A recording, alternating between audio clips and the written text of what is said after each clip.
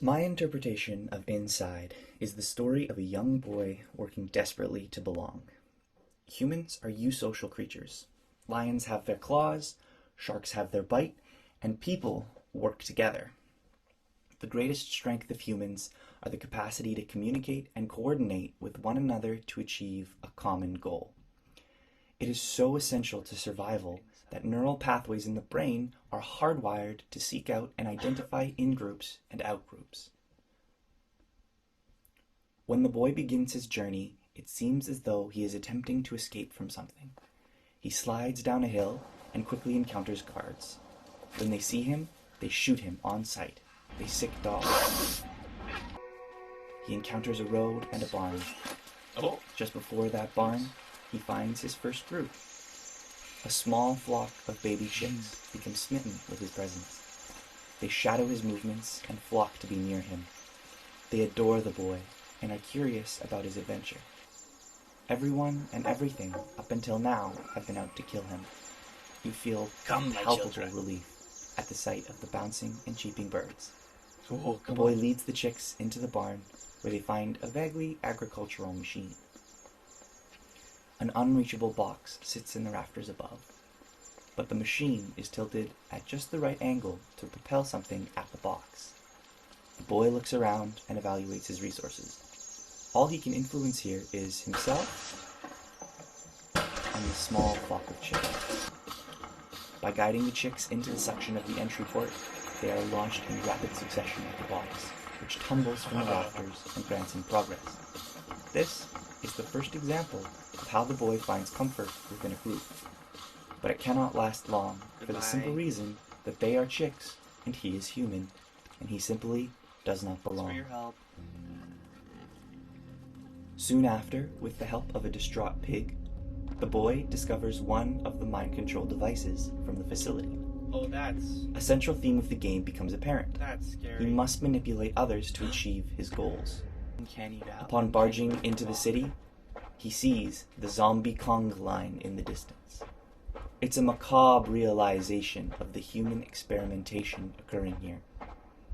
But for the boy, it's so much more than that. It's a coming-of-age story. It's a young boy fighting loneliness and isolation. He searches for true connection in a world that only wants him to control and manipulate others. The boy finds himself in the conga line with all eyes on him, and the only way to get through is perfect confirmation. Every step, every action, every movement must be aligned with others, and only when it's deemed appropriate for him to do so. It is only when he is no longer being observed can he move freely again, for him to be an individual once more. This is disparaging for the boy. He wants to belong, but not like this. The next part of the game forces the player and the boy to steep in isolation. There are no allies for a while, and the pressure starts to build. Oh no, more dogs. Oh god. Oh. To make it worse, large portions of this section are in a vast underwater basin. You can see the bath stretch out into the distance, with no signs of life outside of your submarine fit for one. Your only company Oh, what the fuck is that? are other boys who look like you, except naked, and their heads are coated in a black cloud, and they can breathe underwater. Despite the similarities, they are out to drag the boy into the depths and drown him. Once past them, a great catharsis occurs upon meeting the workers in the mine. Oh, they saved me. Oh, they found me. Yay, let's go squad. They're mind-controlled again, but at least they're friendly. They wait patiently for you to approach them with your helmet on, and accompany you wherever you go, giving you a lift when you need it, and pushing mine carts to help you get through tricky puzzles. It's lovely having them around, but the distance between you still exists. They are adults. They have a job to do in the mine. And also, their minds are being controlled by nefarious scientists. The boy is so close to belonging. He's beginning to understand what it means to have allies and supporters, but still hasn't experienced true connection. After gathering 19 mine workers, you have to leave them behind. It's not safe where you and the boy are going. Not long after, you encounter more of the water boys. Oh no, not this guy. I hate that guy. The clingy individuals wish to drag you down with them. However, you've learned how to deal with them. It's all about drawing clear boundaries, letting them know exactly what behaviors are okay and when you need space. Okay. And nothing is more clear of a boundary than a large metal door between the boy and them. It only takes one slip-up, though. Just one moment where you don't have a handle on things, and these toxic individuals will latch on and bring you to your darkest moments. But even in the deepest trenches, there is hope. And resilience is gained. Those who live underwater can bring you no harm if you can breathe down there. The boy, through interacting with such a variety of people, is learning more about himself and what he is capable of. He is resourceful, kind, agile, and can process the oxygen from water without drowning. It's here where he meets the fish.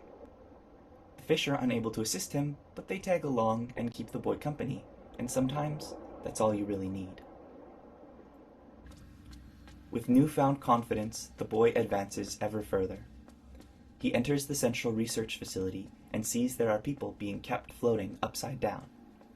At this point, there is nothing he can do for them, and in this melancholy, we encounter one of the most quietly profound moments in the game. You're coming with me. The boy enters a warehouse, cages haphazardly strewn about. The boy quietly pushes a box across the floor when the large warehouse doors open and a man and his son enter. They watch a forklift pick up a cage to bring out. It's just a casual day at work for the man. He must have been taking care of his son when work called him in to do just a few more experiments before the end of the day. But all the boy sees is their hands. Even when the father's attention is on work, he clasps tightly onto his son's hand. It's a quiet moment of fatherly comfort, but for the boy, it means so much.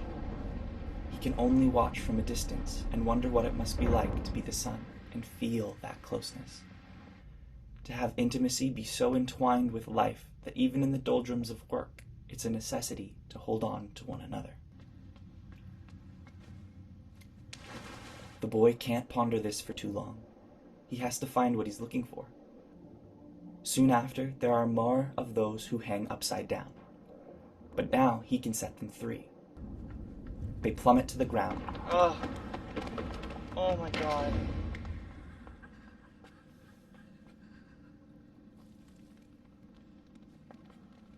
But they are grateful nonetheless. It's a relationship parasocial in nature. He's their savior and would do anything for him in gratitude. To the puzzle to just fall and down the boy here. cannot see them as equals, They got me. but bonds with them anyways. Their limbs fall from their bodies, and still they do their best to support the boy through his trials. The last trial for the boy must be done alone.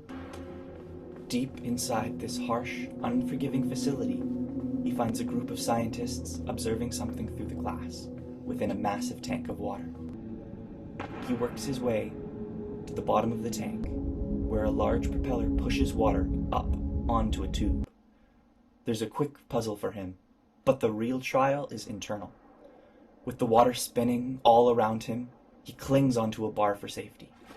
Above him, the light shines down. The machine whirs angelically. All he needs to do is let go. This proves more difficult than imagined. Questions blaze through his mind. What's on the other side? What if it's not what I hoped it would be? Maybe it's better to be alone after all. The light awaits him above, and he lets go of his fear and his doubts and the bar.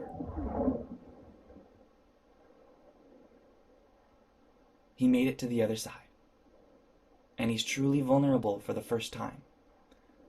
You can tell because he lost his clothes in the process. He overcame his doubts and he is ready to be the purest version of himself with others. He finds the amorphous blob of people within the tank, and he assists them by removing the helmets. And they, without hesitation, incorporate him into their group. After so much trial and error, so many failed relationships, he really truly belongs. He fits in like a glove. The boys' journey has ended, but their journey has just begun. They burst from the tank triumphantly. When they're united like this, they are truly unstoppable. It's unsteady at first, but they work together so beautifully. They find their way out of the facility with a little help from the workers. And the scientists, who once did so much experimentation, who saw them only as objects to be studied, can only watch on in awe. They burst out and roll down a hill, and the game ends out on the coastline. The boy has found his family, and they bask in a sunbeam. Totally at peace, serenity is gained through true connection between equals who respect each other and work seamlessly in complete unison. Inside tells a story of a young boy searching for connection. It's a coming-of-age tale. It's a boy who only knows how to be alone. He exists in isolation. To be a part of something bigger than himself, to belong to a group, he knows he has to face trials and overcome them. He has to learn about himself, and he has to be vulnerable, and he has to be true to himself. And only then can he really belong.